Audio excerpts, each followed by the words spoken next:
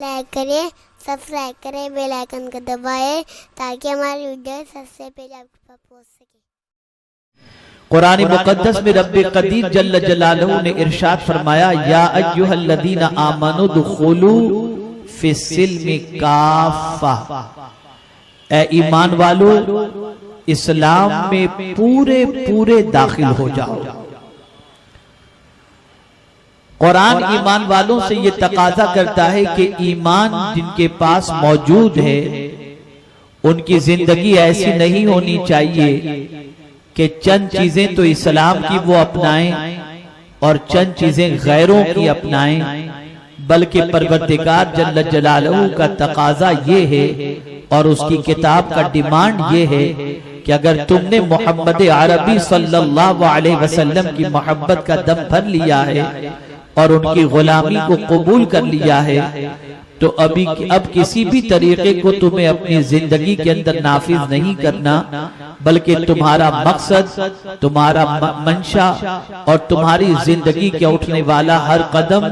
قرآن کے مطابق ہو اور رسول اعظم صلی اللہ تعالی علیہ وسلم کے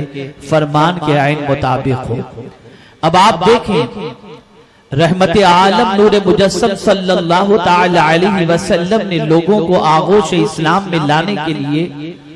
اور لوگوں کے سینوں کو اسلام کی محبت سے آراستہ کرنے کے لیے جب سب سے پہلے رسول رحمت صلی اللہ تعالی علیہ وسلم نے کوہ صفا پر کھڑے ہو کر کے اعلان کیا تھا قولوا لا الہ الا اللہ تفلحوا، کلمہ طیبہ پڑھو اور کامیاب ہو جاؤ، تو اس وقت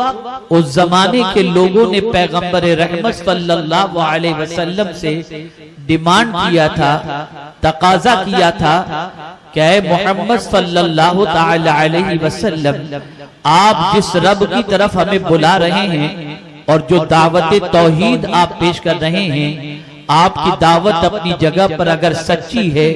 تو ہم اس کے سلسلے میں آپ سے دلیل چاہتے ہیں، پروف چاہتے ہیں، ثبوت چاہتے ہیں۔ آپ اپنے دعوے پر کوئی دلیل پیش کریں تاکہ ہم آپ کے دعوے کے بارے میں غور کر سکیں۔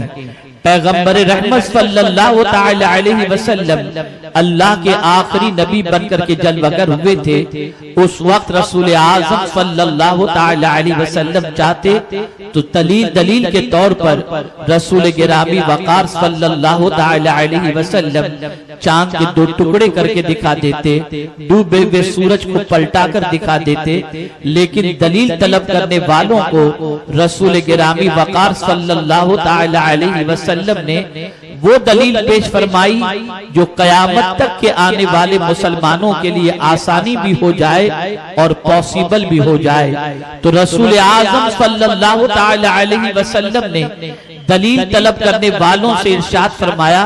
فَقَدْ لَبِثْتُ فِيكُمْ عُمُرًا مِّن قَبْلِهِ افلا تعقلون، اے دلیل طلب کرنے والوں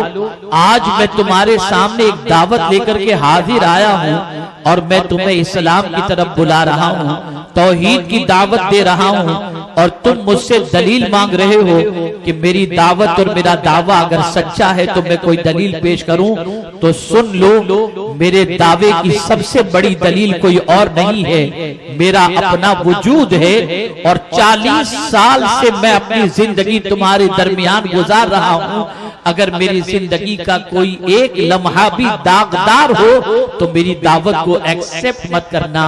میری دعوت کو قبول نہ کرنا۔ قرآن کہتا ہے فَقَدْ لَبِثْتُ فِيكُمْ عُمُرًا مِّن قَبْلِهِ افلا تعقلون، اللہ کے رسول صلی اللہ علیہ وسلم نے فرمایا میری زندگی آج سے پہلے تمہارے درمیان گزری ہے، کیا پھر بھی تمہیں عقل نہیں آتی؟ پتہ یہ چلا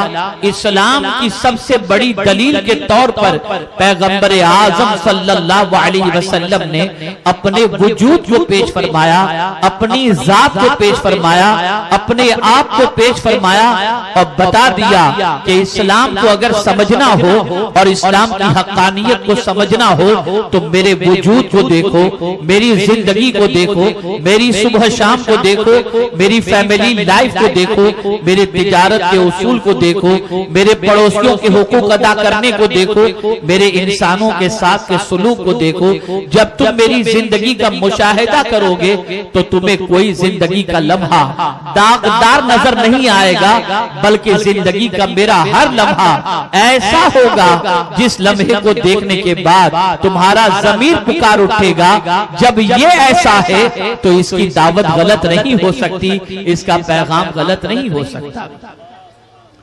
میرے پیارے آقا صلی اللہ تعالی علیہ وسلم کے پیارے دیوانوں، پہلے روز سے دعوت کی دلیل کے طور پر پیغمبر اعظم صلی اللہ علیہ وسلم نے اپنے وجود کو پیش فرمایا، اپنی ذات کو پیش فرمایا۔ اب آپ دیکھیں یہاں سے یہ بات واضح طور پر سمجھ میں آ گئی کہ اسلام کی حقانیت کو سمجھنے کے لیے، اسلام کی سچائی کو سمجھنے کے لیے جہاں بہت ساری چیزیں ہیں، وہیں پر سب سے عظیم چیز یہ ہے کہ اللہ کے رسول صلی اللہ تعالی علیہ وسلم کی ذات اللہ کی دلیل بن کر کے تشریف لائے، اور خود قرآن مقدس میں رب قدیر نے فرمایا قد جاءکم برہان من ربکم، بے شک تمہارے پاس تمہارے رب کی طرف سے دلیل آ گئی۔ اب آئیے میں آپ کو سمجھاتا ہوا چلوں۔ میرے پیارے آقا صلی اللہ تعالی علیہ وسلم کے پیارے دیوانوں، رسول رحمت صلی اللہ تعالی علیہ وسلم نے اپنے وجود کے ذریعے اسلام کی سچائی منوائی، اپنے اخلاق کے ذریعے اسلام کی سچائی منوائی، اپنے کردار کے ذریعے اسلام کی سچائی منوائی، اپنے ڈیلنگ کے ذریعے اسلام کی سچائی منوائی، اپنے عبادت و ریاضت کے ذریعے اسلام کی سچائی منوائی، اپنی معاملاتی زندگی کے ذریعے اسلام کی سچائی منوائی۔ اگر کوئی اسلام سمجھنا چاہتا تو وہ رسول اعظم کے اٹھنے بیٹھنے کو دیکھتا، رسول اعظم کے اخلاق کو دیکھتا، پیغمبر اعظم کے کردار کو دیکھتا، اس کی زندگی میں اسلام داخل ہو جاتا اور اسلام کی سچائی اور حقانیت کو قبول کرنے کے اندر اسے کوئی آر محسوس نہیں ہوتی تھی۔ میں یہاں پر ایک واقعہ آپ کے سامنے عرض کروں۔ اللہ اکبر، ایک صحابی فرماتے ہیں کہ میں نے رسول اعظم صلی اللہ علیہ وسلم کی دعوت پر اسلام قبول تو کر لیا تھا، لیکن اسلام میرے سینے کے اندر جیسا اترنا چاہیے ویسا نہیں اترا تھا، اور اس کے بعد آقا کریم صلی اللہ علیہ وسلم نے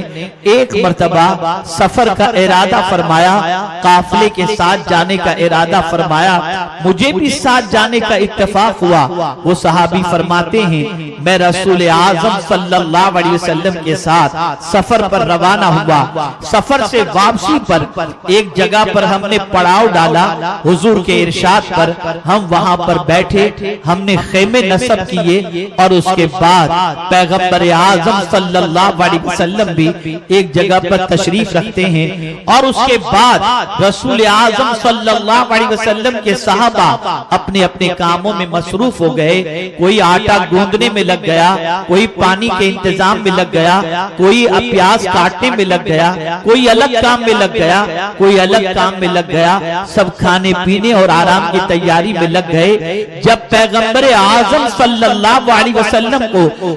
رسول اعظم صلی اللہ علیہ وسلم کے صحابہ جب مصروف ہو گئے تو پیغمبر اعظم صلی اللہ علیہ وسلم نے محسوس کیا کہ سب اپنے کاموں میں مصروف ہیں، تو حضور صلی اللہ علیہ وسلم اس محفل سے چپکے سے اٹھتے ہیں اور تشریف لے جاتے ہیں۔ صحابہ کو اس کا احساس نہ ہوا، کافی دیر کے بعد صحابہ کو یہ محسوس ہوا کہ آقا نظر نہیں آ رہے۔ آقا کریم صلی اللہ علیہ وسلم کی تلاش میں صحابہ کرام علیہ الرضوان نکلتے ہیں، تو اب آپ دیکھیں وہ صحابی فرماتے ہیں کہ جب حضور صلی اللہ علیہ وسلم کی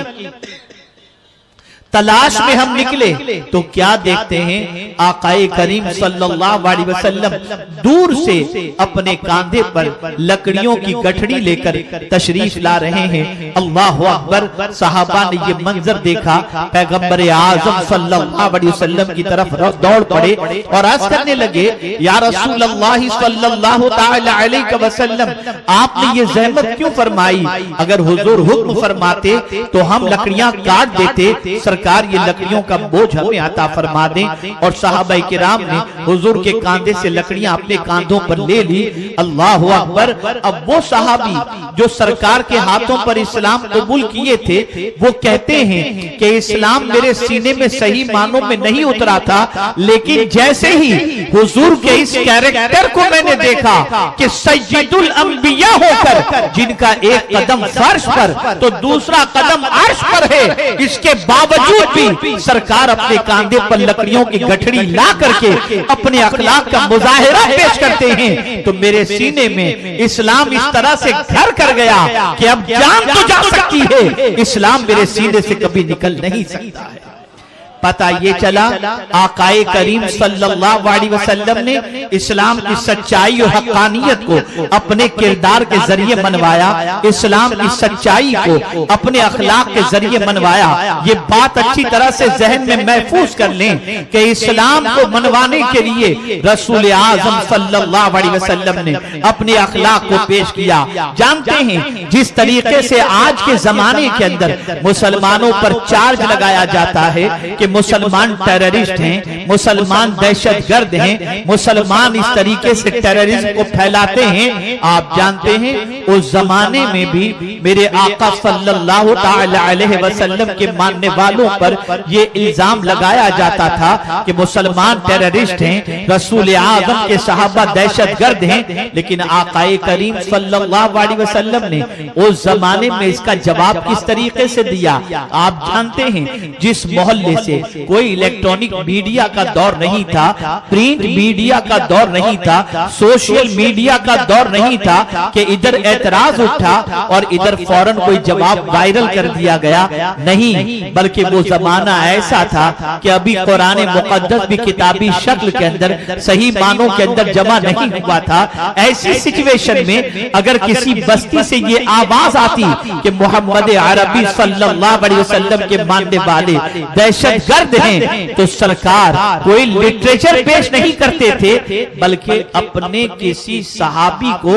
اس محلے میں بھیج دیا کرتے رہنے کے لیے۔ اب جب وہ صحابی اس محلے میں رہنے کے لیے جاتے تو لوگ صحابی کی صبح کو دیکھتے، صحابی کی دوپہر کو دیکھتے، صحابی کے پڑوسیوں کے ساتھ حقوق کو دیکھتے، صحابی کا لوگوں کے ساتھ رویے کو دیکھتے۔ جب صحابہ کرام علیہم الرضوان کے کردار کو دنیا دیکھتی تو یہ کہنے پر مجبور ہو جاتے کہ جب غلام کا یہ عالم ہے تو آقا کا عالم کیا ہوگا؟ اور اس کے بعد لوگوں کی سوچ بدل جاتی، لوگوں کا نظریہ بدل جاتا، لوگوں کے تیور بدل جاتے، لوگوں کی فکر بدل جاتی، اور لوگ یہ کہنے پر مجبور ہو جاتے کہ جس مذہب کی تعلیم اتنی اچھی ہو کہ صحابہ کے کردار کو دیکھنے کے بعد کہیں سے دور تلک بھی کوئی ایسی چیز نظر نہیں آتی جو انسانیت کی سطح سے گری ہوئی ہو، تو لوگ اسلام کی آغوش میں آ جاتے اور لوگوں کی فکریں، لوگوں کی سوچ درست ہو جایا کرتی تھی۔ میرے پیارے آقا صلی اللہ تعالی علیہ وسلم کے پیارے دیوانوں،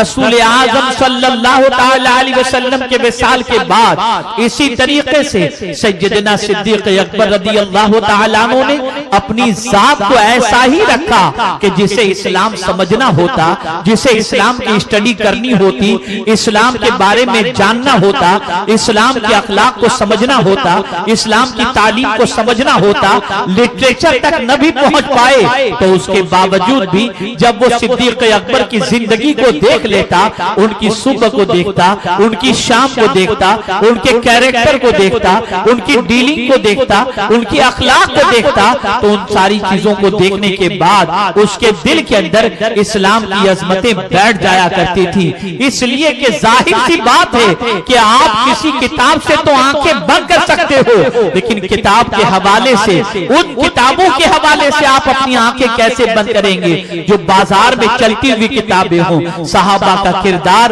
اسلام کی سچائی پر سب سے بڑی دلیل تھی، صحابہ کا اخلاق ان کے اسلام کے سچے ہونے پر سب سے بڑی دلیل تھی۔ آپ کو میں بتاؤں، صدیق اکبر رضی اللہ تعالیٰ عنہ خلافت کے منصب پر فائز ہوتے ہیں، آپ امیر المؤمنین بن جاتے ہیں، خلیفۃ المسلمین بن جاتے ہیں۔ آپ جب اپنے گھر سے نکلے تو اس گلی کی، جس گلی سے آپ گزر رہے تھے، اس گلی کی بچیوں نے کہا اب تو ابو بکر خلیفۃ المسلمین بن چکے ہیں، روزانہ ابو بکر تو ہماری بکریوں کا دودھ دو کر ہمیں دے دیا کرتے تھے، اب تو خلیفہ وقت بن چکے ہیں، ہماری بکریوں کا دودھ اب دو کر کے نہیں دیں گے۔ فاروق اعظم رک گئے اور فرمایا بیٹی میں خلیفہ تو بعد میں بنا ہوں، محمد کا شہدائی پہلے سے تھا، ان کا غلام کل بھی تھا، ان کا غلام آج بھی ہوں، اور اسلام کا ماننے والا کل بھی تھا، آج بھی اسلام کا ماننے والا ہوں۔ خلافت تو میری ذمہ داری ہے، لیکن خدمت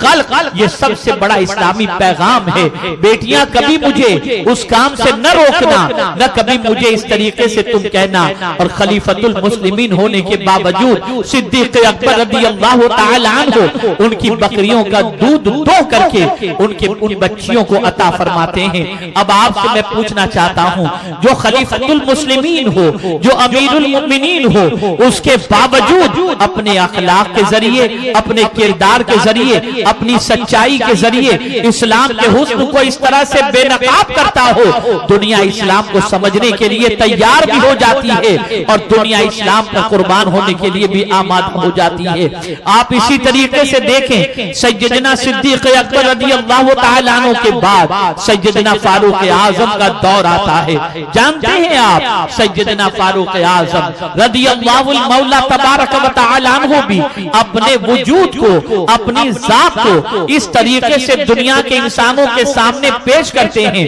کہ جسے اسلام سمجھنا ہوتا وہ عمر فاروق کی زندگی کو دیکھتا۔ عمر فاروق کی زندگی کو دیکھنے کے بعد اسلام کی سچائی اس کے سینے میں اترتی چلی جاتی۔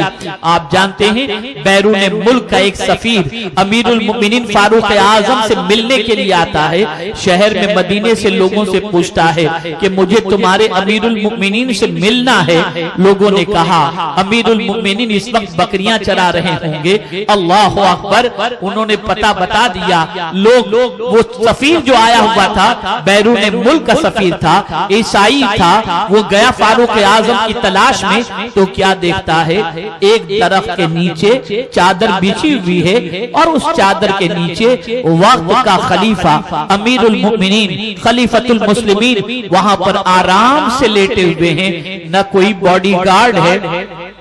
نہ کوئی حفاظتی دستہ ہے، نہ کوئی نرم گدا ہے، نہ کوئی ایسی کا انتظام ہے، کچھ بھی نہیں، بلکہ آرام سے چادر بچھائے وہاں پر سوئے ہوئے ہیں، آنکھ لگی ہوئی ہے۔ سفیر قریب کھڑا رہتا ہے اور کھڑے رہنے کے بعد امیر المؤمنین کے وجود کو دیکھتا ہے۔ تھوڑی دیر کے بعد امیر المؤمنین کی جیسے ہی آنکھیں کھلی، دیکھا ایک اجنبی سامنے کھڑا ہوا ہے۔ پوچھا کہاں سے آئے ہو؟ اس نے بتایا میں فلاں عیسائی ملک کا سفیر ہوں، آپ سے ملنے کے لیے آیا ہوں۔ آپ کے نام اور آپ کے نام کے روب و دبدبے کی بنیاد پر آج ہمارے بادشاہ وقت لرزتے ہیں، کانپتے ہیں۔ ہم آپ سے پوچھنا چاہتے ہیں کیا آپ ہی عمر ابن خطاب ہیں؟ فاروق اعظم نے فرمایا ہاں میں ہی عمر ابن خطاب ہوں۔ اس نے کہا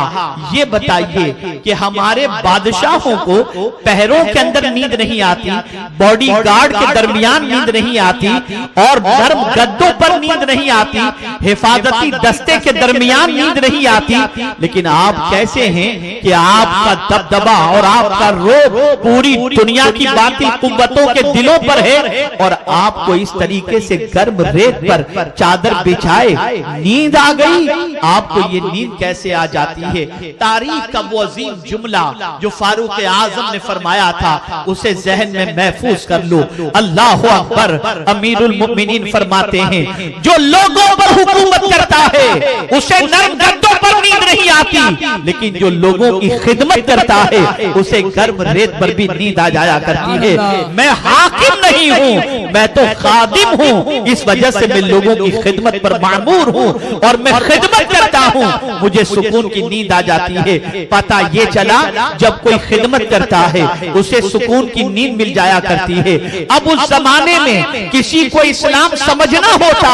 تو اگر وہ لٹریچر تک نہ بھی پہنچ پاتا، لیکن صحابہ کی زندگی کو دیکھتا، اس کے سینے میں اسلام کی عظمت بیٹھ جایا کرتی، اس کے سینے میں اسلام کا وقار بیٹھ جایا کرتا، اس کے سینے میں اسلام کی محبت بیٹھ جایا کرتی تھی۔ اللہ اکبر۔ صحابہ کرام کا معاملہ یہ تھا کہ ان کی ذات سے کسی جانور پر بھی ظلم کا تصور نہیں کیا جاتا، ان کے وجود سے کسی بے جان انسان پر بھی ظلم و ستم کا پہاڑ ٹوٹے یہ تصور نہیں کیا جا سکتا، کسی کی حق تلفی ہو یہ صحابہ کی زندگی سے تصور نہیں کیا جا سکتا، بلکہ صحابہ نے اپنے اخلاق سے، اپنے کردار سے، اپنے وجود سے اسلام کی سچائی کو منوائی، اس لیے کہ حضور نے اسلام کی دلیل کے طور پر اپنے وجود کو پیش فرمایا تھا۔ حضرت فاروق اعظم رضی اللہ تعالیٰ عنہ کی جب شہادت کا وقت آتا ہے، آپ جانتے ہیں مصلی امامت پر فجر کی نماز پڑھا رہے ہیں اور اس کے